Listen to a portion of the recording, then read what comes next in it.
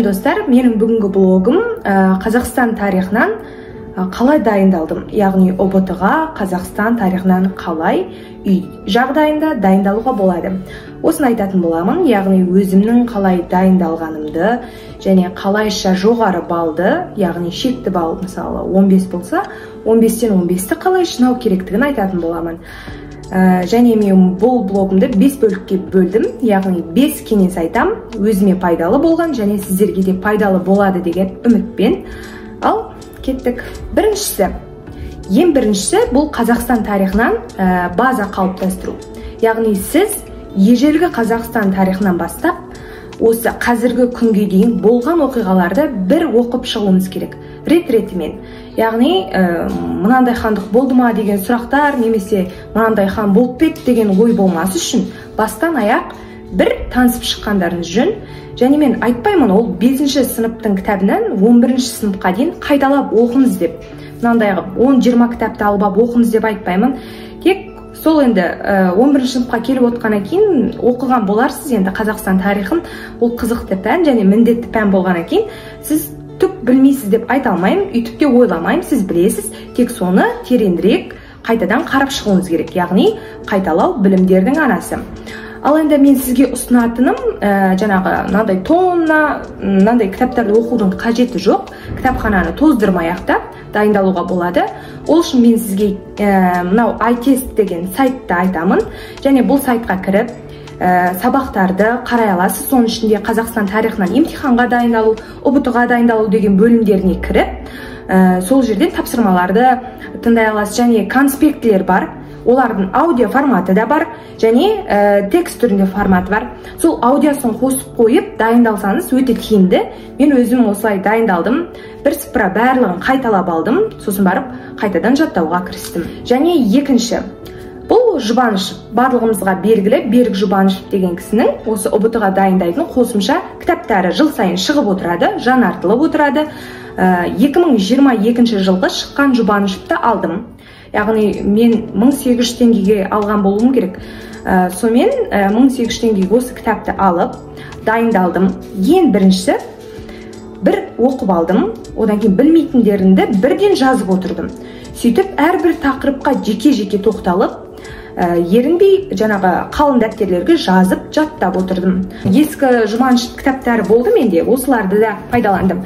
Мінекей осылардың ішінен де пайдалы ақпараттар табуға болады. Енді тарих өзгеріп кетпейді, сонда да жаңартылуы мүмкін да, жаңа ақпараттар пайда болуы мүмкін. Соларды қарау мақсатында жаңасын алған тиімдірек. Бірақ бұларды да егер осындай ескі нұсқалары болса, оны да пайдалансаңыз болады. Және үшінші, бұл квизис, яғни барлығымызға белгілі.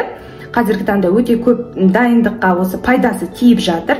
Мен шыны керек 2000 теңгеге бір апталық па, бір айлық па осы квиздерге жазылдым. Сонымен менде қанша 3800 теңге ғана кетті. Жалпы мен ОБТ дайындалуыма кеткен сома ақша болды. Ал осы квиздерді бір пайдасы бұл ойын түрінде жаңағы көзбен жаттауға өте тиімді.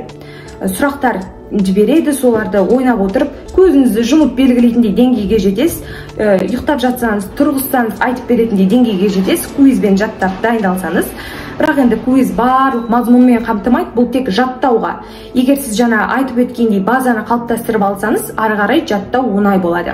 Және төртінші бұл онлайн тегін YouTube-тағы сабақтарды қарау. Ешқандай ақы төлемей онлайн YouTube-ты ашып қарасаңыз, көптеген мәлімет ала аласыз.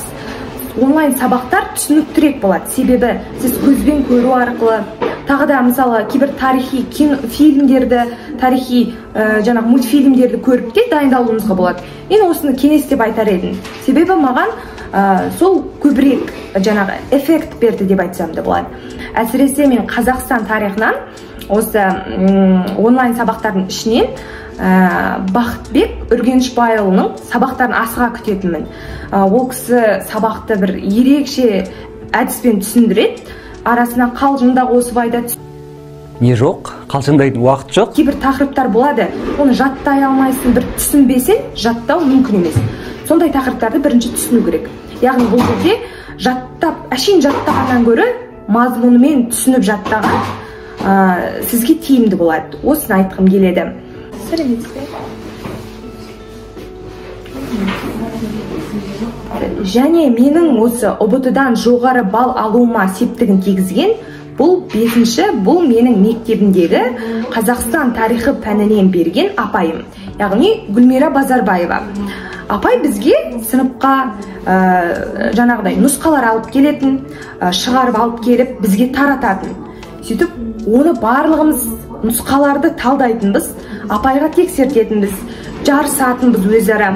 Сосын апай бізден кім бітті, соны балдарын есептеп беретін, бізді тақтаға шығартатын. Сосын сұрақтар қояды, сол кезде бал беріп жарыстырады. Біз жаңағы сыныппен бірге осылай жарыс форматында дайындалдық. Бұның өзі көп септігін тигізеді екен, себебі анау біреу білмеген сұрақты сен білуің мүмкін, сен білмейтінді басқа білуің мүмкін. Сол кезде айтып жаңағы мен де білем деп енді тақтаға шығып барлығын білмей тұрып қалсаң да ұят, сондықтан өзің үшін оқисың. Үйге де беріп жібереді нұсқаларды, соны талдап келетінбіз. Апай ерінбей тексеріп беретін, мынанша алдың деп осылай дайындалдық.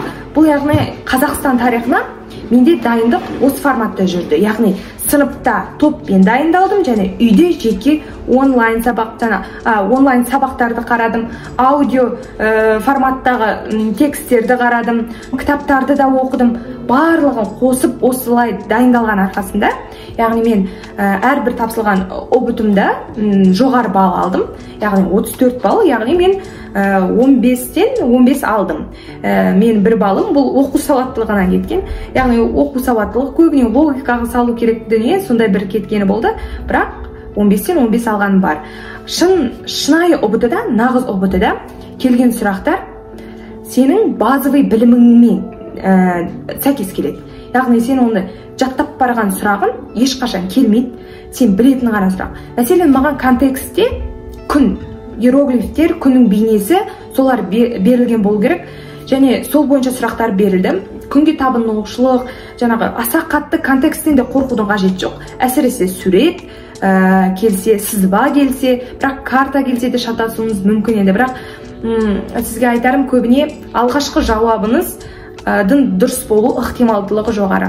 Сіз ойланып өзгерткен жауап кейде көбірек шатастырады, көп балды азайтады деп айта аламын. Мінекей менің ұбт-дағы Қазақстан тарихына дайындығым осылай өтті. Енді сіздерге де осылай қарқынды түрде дайындалуды тілеймін. Себебі сіз дайындалсаңыз, оқысаңыз, деңгейіңіз көтеріледі. Көтерілгенде сіздің жаңағы біліміңіз жоғары болады. Мен тағы бір дүние ұмытып бара жатыр екем. Бұл әрине 100 датаны жаттау. Шынайы, 100 датаны жаттасаңыз, ол міндетті түрде келеді. Және тек қана 100 датамен шектелмей, басқа да фактілі, жаңағы жылдарды барлығын шатаспай жаттаңыз. Қалай жаттаймын десеңіз, енді жаттаңыз. Бұл енді жаттау керек. Аса қатты қиын болмайды. Егер сіз оқиғаны рет-ретімен түсініп оқи отырып жаттасаңыз, нәтижесі болады. Ал енді мен сізге тілерім, ұбт-дан жоғары балл жинаңыз. Бұл менің ұбт-дағы жолым, қалай дайындалғаным, барлығын өздеріңізге айтып бердім. Пайдалы болса, лайк басып, тіркеле кетіңіз, комментарий жазуды да ұмытпаңыз. Барлығы сіздер үшін.